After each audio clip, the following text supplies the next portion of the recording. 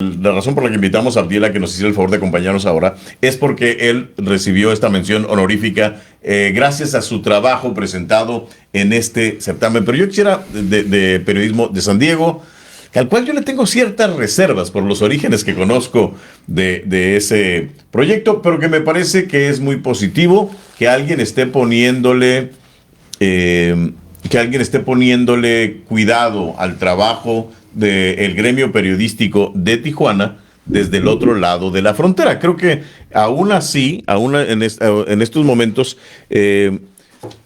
hay más cosas que se podrían hacer, pero me parece que ya el hecho de llegar al segundo año y de pensar que esto puede continuar es un avance, y entonces me da cierta esperanza en este proyecto que ahora estuvo a cargo de Michael Lettieri en la unidad de la universidad, en el Centro de Estudios México, Estados Unidos, de la Universidad de California en San Diego. Abdiel, ¿qué fue lo que te llevó a realizar esta investigación? Porque esta ya la tenías en marcha cuando decidiste presentarla en el certamen, ¿no?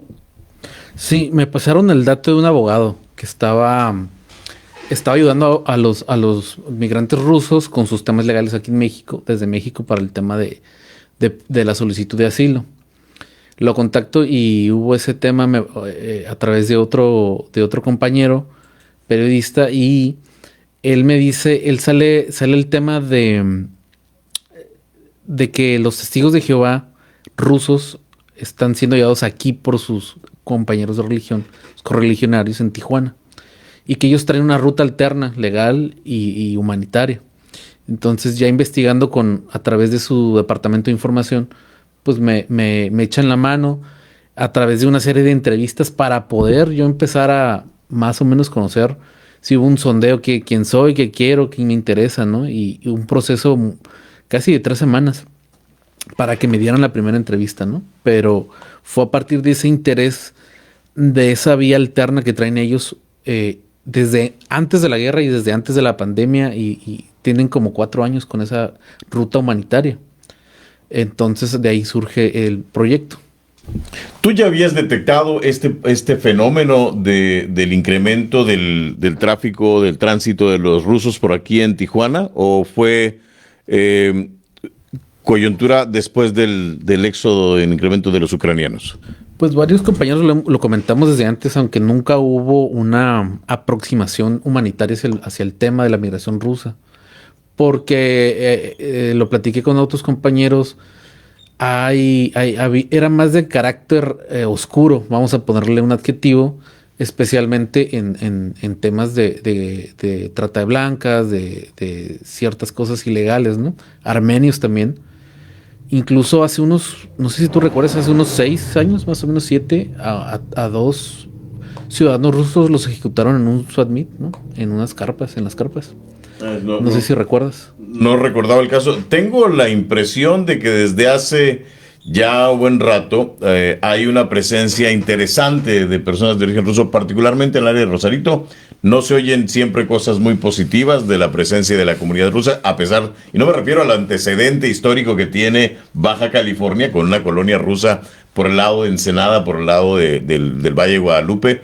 Son pioneros precisamente en el cultivo de la vida en esta zona, pero lo que habíamos visto era un fenómeno distinto, que incluso se había relacionado con otras actividades, ¿no? Y esto sin querer estigmatizar a la inmigración rusa que pudiéramos tener acá, que ha estado cambiando porque también después del conflicto entre Ucrania y Rusia, pues generó otro flujo distinto a lo que teníamos anteriormente, ¿no?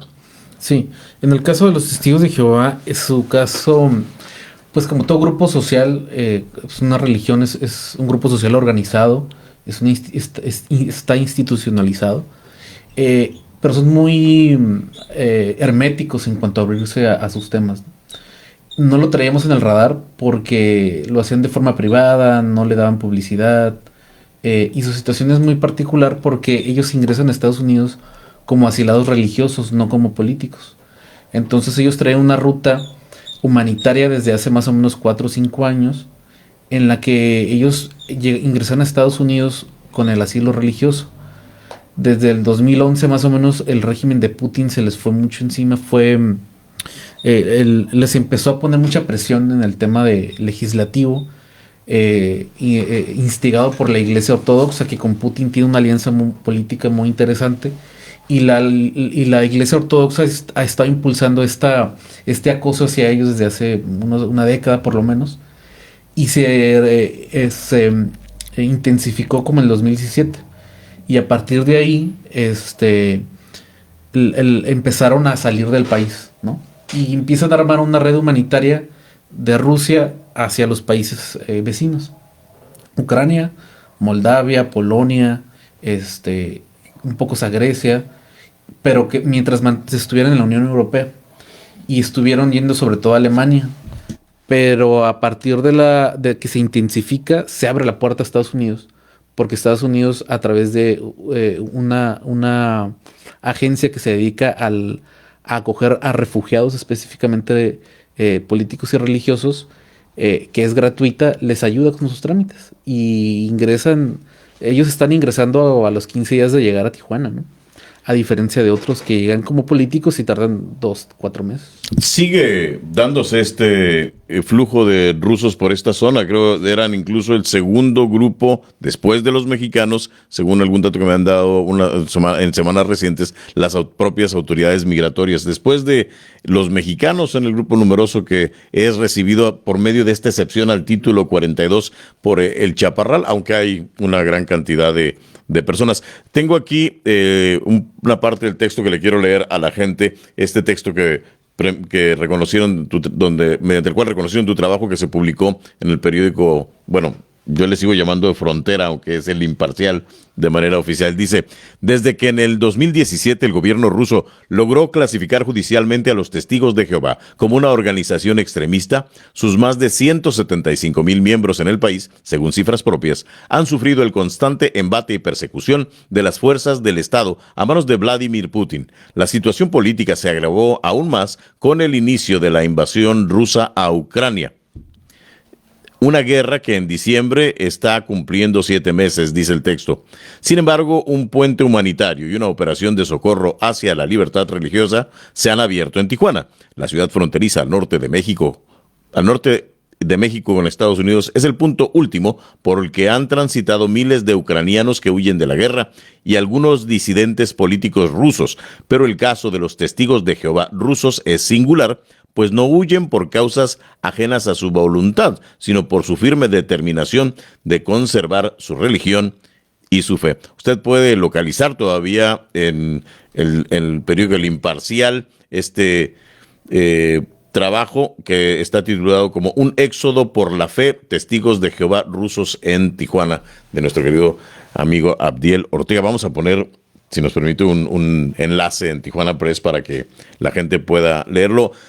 Mire, nosotros aquí, usted sabe que junto con Daniel Ángel, luego nos gusta hablar de las vicisitudes del gremio periodístico en el país, pero también en la ciudad, y a veces ponemos atención no precisamente en las cosas más reconocibles, pero sí también en el hecho de que hay cosas muy positivas. Y ahora que estamos escuchando que la gente no lee los periódicos, que ya no ve las noticias, nos parece que es más importante el seguir poniendo la atención. En esta época de tanta información, lo más importante es saber seleccionar cuáles son los medios o dónde están los trabajos más valiosos de la labor periodística, porque sí sigue ocurriendo, tanto en Tijuana como en otras ciudades del estado y del país. Y no se crea cuando le dicen que no hay periodismo en México, o que todos son influencers, o que todos son información manipulada. Sí hay mucho de eso, pero por eso nos parecía importante poner atención a este trabajo. O cuando en la Facultad de Comunicación, ¿no?, de la UABC les dicen que el periodismo está muerto. No siempre tienen la verdad los profes, ¿no? Es cierto. Ya, creo que ya sé por dónde vas, por otro. Un maestro que también tiene sus antecedentes.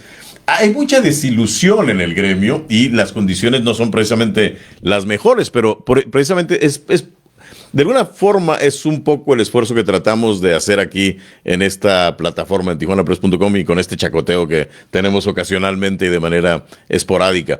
Janet dice, sí, también he visto tus fotos, leí una nota tuya sobre Balboa y otra sobre la historia de una familia en el albergue de la unidad deportiva. Seguramente está hablando de su trabajo, Abdiel. Y eso es bueno. Lo que pasa es que a veces a la gente le venden la idea de que no son buenas las noticias, son deprimentes, son difíciles, pero desafortunadamente muchas ocasiones son las cosas que se tienen que conocer. Yo siempre he dicho, bueno, es que se lo escuché a un compañero veterano periodista, decía, si las noticias son bastante conservadoras, si las cosas funcionan como deben funcionar, no sería noticia. Cuando las cosas no van por el rumbo que deberían ir, entonces tenemos que ponerles atención para irlas corrigiendo. Saluda a la doctora Dulce Velázquez, dice, por fin los veo en vivo, gracias por su información, gracias a usted, doctora, por sus amables comentarios siempre y por el hecho de distinguirnos con un poquito de su tiempo, porque sabemos que hay muchas cosas a las que hay que ponerle atención. Daniel, ustedes tienen también dos compañeros que fueron premiados por su trabajo, que no fue a través del Sol de Tijuana, pero que ahora son parte del equipo el Sol de Tijuana. Bueno, incluso Isabel Mercado, que también fue reconocida, entró al Sol de Tijuana y ya no está. Pero tienen a esos dos compañeros, que son Eduardo Jaramillo y siempre olvido el nombre de esta chica. Adelina Dayevi Pasos. Adelina Dayevi, sí.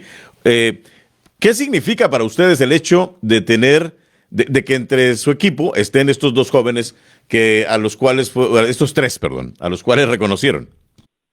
Pues mira, nos da mucho gusto, no solo por nosotros, sino nos da mucho gusto en general por el gremio, mismo caso de Abdiel, porque me parece que estos reconocimientos siempre sirven para levantar el ánimo un poco entre el gremio, para que no parezca, como a veces podemos pensar, que nuestro trabajo se quedó ahí ya una vez publicado y no hay mayor trascendencia, que la esfera pública no se mueve, aunque muchas veces esos trabajos llegan plenamente a oídos y a ojos de los funcionarios, pero cuando no les conviene prefieren hacer como que no pasó nada, como que nadie reveló el asunto, nadie lo explicó, y entonces seguimos trabajando como si no hubiera pasado nada, ¿no? Y estos casos me parece que permiten, por un lado eso, y por el otro, que la población, que los lectores tengan también esta prueba de que efectivamente se está haciendo trabajo, no nada más aquí, sino en muchas otras partes del país. Esta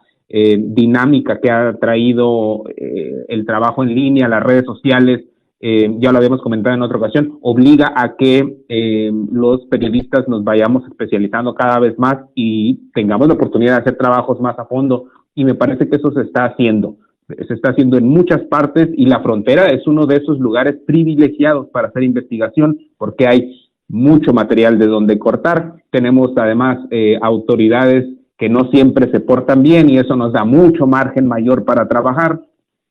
Hay mucho donde revisar, y no solo es el caso de Adelina, de Lalo, como lo conocemos comúnmente, y de Adelina, de Lalo y de Isabel, sino que el mismo Marco Tulio Castro estuvo en esta posición en la que yo estoy ahora aquí en la jefatura de información del Sol de Tijuana. Fue mi jefe de información, él fue quien me invitó originalmente a trabajar en esta editora, y eso prueba, repito, que hay mucha gente valiosa en muchos medios y que permiten poner de realce esas notas, esos trabajos que van dejando huella de cómo sí se pueden hacer cosas importantes aquí, y bajarle un poquito a ese nivel de estridencia que escuchamos desde el poder ahora, ¿no? Que si la prensa es corrupta, que si la prensa es chayotera, y que si, bueno, pues la 4T tiene a sus reporteros chayoteros, no sé de qué se quejan tanto, ¿no? Entonces, me parece que es muy saludable para nosotros y que da un aliento para seguir haciendo lo que hacemos, así que también muchas felicidades a Abdiel, por supuesto. Claro, Abdiel, a Adelina Pasos, a Isabel Mercado, a Eduardo Jaramillo y a Marco Tulio Castro, igual que al resto de los compañeros. Les voy a leer algunos de los nombres que están publicados en el informe de los ganadores.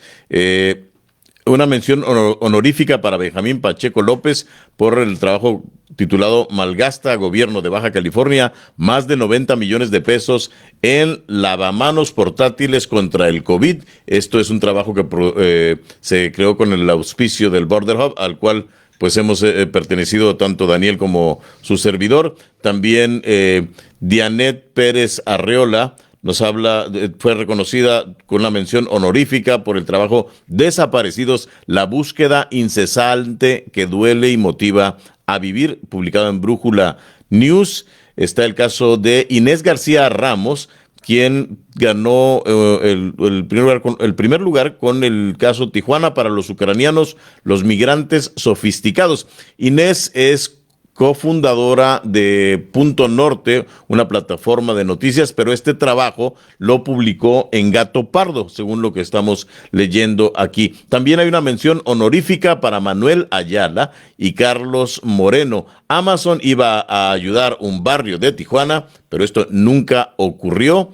El medio se llama Rest of World, o el resto del mundo. Y también está el caso de la mención honorífica de Abdiel, a quien tenemos como invitado esta tarde. También hay ganadores como Jovet Terríquez en la categoría de fotografía, Víctor Medina Gorosabe, y también para Guillermo Arias, otro conocido fotógrafo de la ciudad de Tijuana, ya establecido aquí desde hace mucho tiempo. Ahí está el número. Vamos a poner los nombres de los ganadores. Vamos a poner un enlace en Tijuana Press para que usted le eche un vistazo, porque hay temas muy interesantes, sobre todo esos, por ejemplo, que denuncian la corrupción y, como dice Daniel, pues que nos dan mucho material para seguir hablando. Ahora, ¿generalmente tú participas en concursos, Abdiel? No. Me recuerdo la entrevista que le hiciste a Michael, ¿no? Aquí, en el programa. A Michael Lettieri, ¿no? Sí. Y me llamó la atención. Había visto la convocatoria, pero la verdad es que no me había puesto a ver las bases ni realmente de qué se trataba. Recuerdo que había habido una edición por el 2020, no eso es lo que tenía de recuerdo. Correcto. Pero y escuché la entrevista y dije, pues vamos a ver si da. Y ya, como siempre, al último 15 minutos antes de las 12, pues ya metí, pero me llamó mucho la atención que en esa entrevista él mencionaba mucho la importancia de los trabajos de largo aliento, de investigación, de los que se llevan su tiempo, porque como buenos norteamericanos tienen la visión del mundo muy sesgada a otras influencias, y tienen la impresión de que en México no hay ese tipo de periodismo y lo quieren incentivar a través de estos premios, ¿no? Y eso me llama la atención porque en cierto punto pues tiene razón. Estamos a veces con el diarismo, la nota del día, la de ya súbelo porque ya me lo van a ganar, ¿no? Entonces incentivar este tipo de trabajos para que las redacciones, los jefes, a quien sea que tome esas decisiones, pues vea que vale la pena trabajarle un mes y medio, un mes a un tema, investigar y invertirlos. Claro, oiga, entonces nada más déjeme aprovechar la promoción porque parece que sirve de algo este chacoteo y esta transmisión, por lo que nos dice. Sí, ya ve, Daniel, no siempre estamos nada más de okis. No, qué bueno que dice, no siempre. Exacto. Eso es bueno. En ocasiones sí, pero me da mucho gusto que hayamos podido colaborar, cuando menos en el sentido de que fue uno de los elementos que le animaron, pues, ¿no? Sí, es importante también este programa, me parece, porque es un programa de periodistas para periodistas, ¿no? Y hay una autocrítica hacia el gremio y también hay reconocimiento de lo bueno que se hace, ¿no? Eso es importante, esa epistemología del periodismo, ¿no? Hablando del periodismo local. Y este premio me parece que incentiva la competencia sana, por llamarlo de alguna forma, entre nosotros. Ojalá hubiera más premios así. Ojalá no fueran los de los vecinos los que nos den el premio, como siempre, ¿no? Necesito que me reconozcan allá para que me hagan valer aquí algo, ¿no? Sino que realmente incentivar ese falta de reconocimiento que a veces hay, ¿no? No siempre, pero suele. Ahora, yo le agradezco mucho y de veras que para que la gente lo sepa, no nos había comentado siquiera esa parte de que tuvo un poquito de influencia el hecho de que haya decidido participar. Qué bueno que le reconocieron su trabajo, porque el trabajo estaba ya hecho, pero lo bueno es el reconocimiento, siempre ayuda este reconocimiento extra. Y otra parte que no quiero que ya saben que siempre hablo de más y se nos acaba el tiempo y no los andamos extendiendo, pero otra cosa que quería aclararles es que nosotros, aunque aparece el nombre de Tijuana Press en la lista de ganadores, nosotros en realidad solo prestamos nuestra plataforma para que se pudiera presentar el trabajo de Lalo, de Adelina y de Marco Tulio y de Isabel, porque además era un trabajo multimedia. Ya lo había presentado el Semanario Z.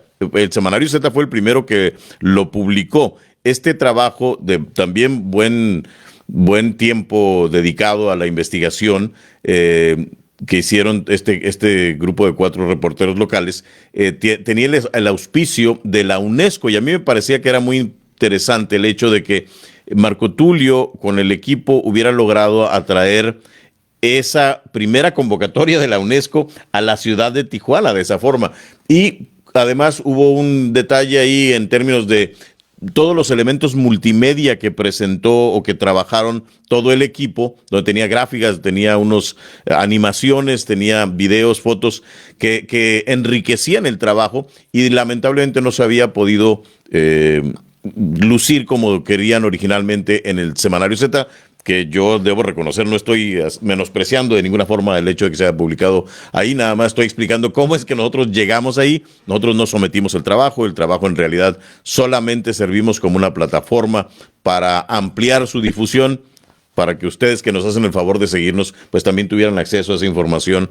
Claro, no se compara con toda la audiencia o los lectores que tiene el Z, pero también qué bueno que funcionó para que los compañeros tuvieran este espacio, que nos da mucho gusto servir de algo. Ana Cecilia Ramírez nos manda saludos también, es editora del periódico El Imparcial o Frontera. ¿Cómo le dicen ustedes? ¿Todavía le siguen diciendo Frontera o ya no se acostumbraron? Sí, bueno, por lo menos entre los compañeros sí.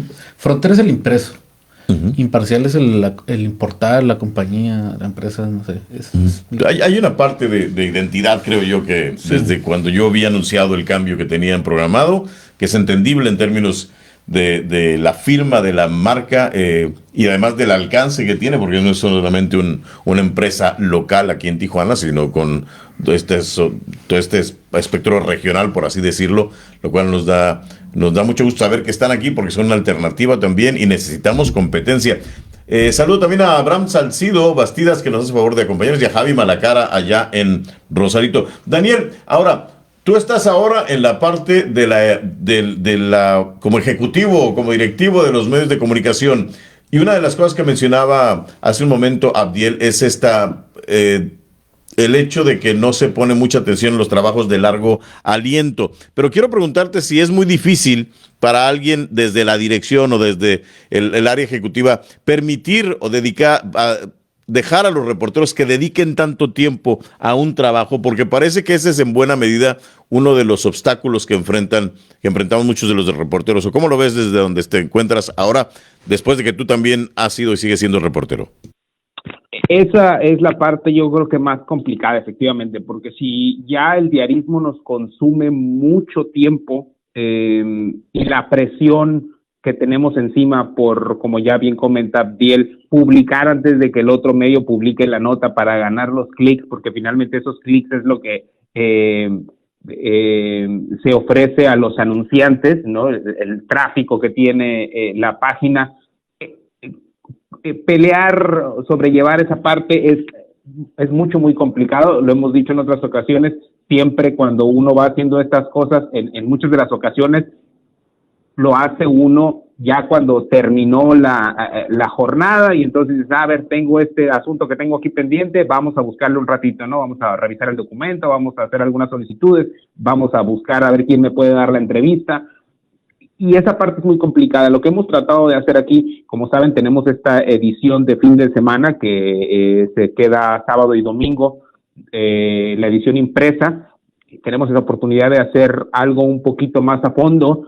Ese es un gran esfuerzo que hace aquí el equipo, porque mientras van trabajando su nota diaria, a la par van trabajando con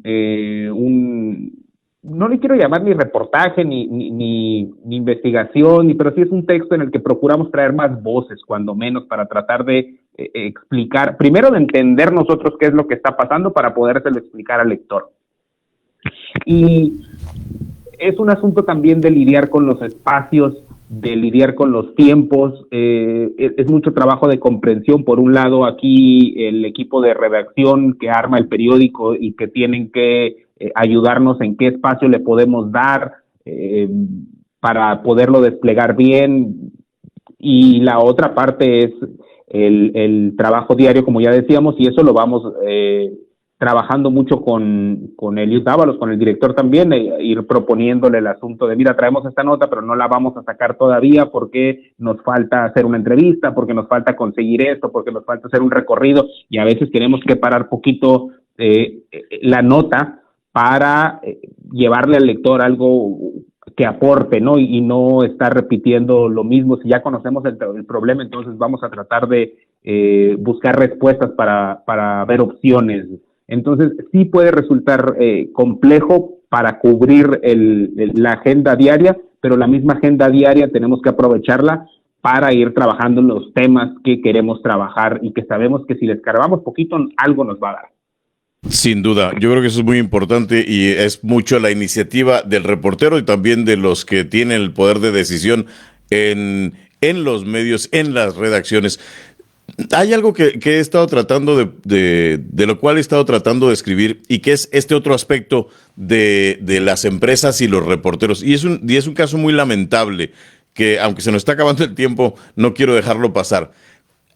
Ustedes recordarán que cuando asesinaron a Margarito Martínez, hubo una gran cantidad de medios de información que de inmediato se presentaron como parte, como compañeros de Margarito, pero como que Margarito trabajaba para ellos, ¿no? Muchos inmediatamente dijeron, mataron a nuestro fotógrafo, asesinaron a este fotógrafo que colaboraba con nosotros o que es parte del equipo de tal o cual. No quiero entrar en detalles de nombres ahorita, pero hay dos aspectos que a un año del asesinato de Margarito Martínez encontré yo hace un tiempo, que hay empresas que todavía no le han pagado, cuando menos hay una empresa que todavía no le ha pagado las últimas semanas que trabajó Margarito.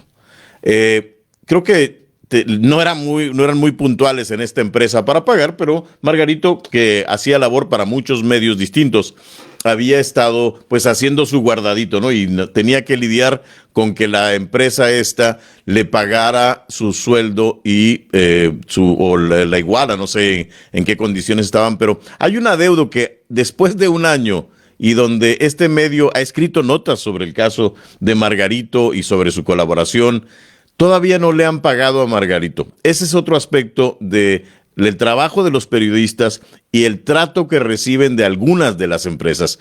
La viuda de Margarito nos comentó esta preocupación. Hemos tenido ya incluso algún acercamiento. No se trata de estar pues hablando mal de los medios, pero sí de hacer un llamado para que cumplan con una responsabilidad.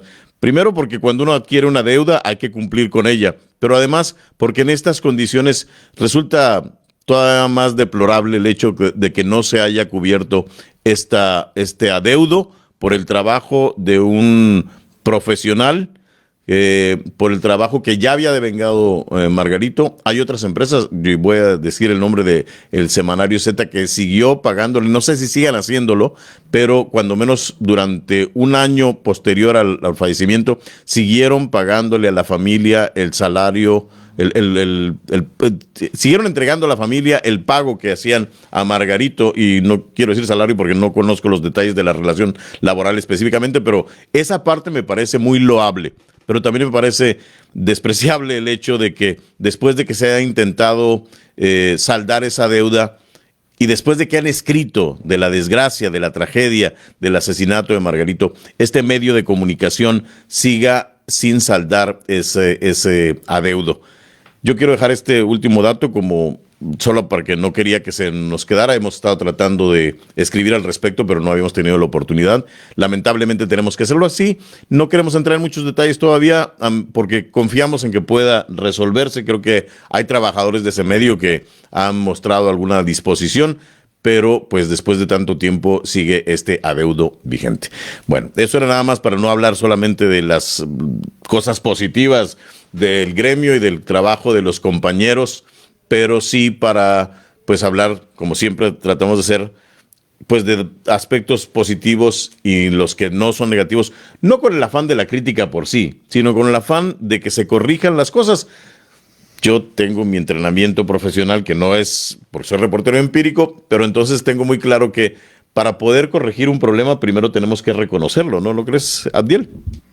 Sí, sí, y creo que ese es el tema de esta generación y de los periodistas en particular, ¿no? La precariedad laboral, ¿no? Creo que ese es el tema más urgente del gremio, ¿no?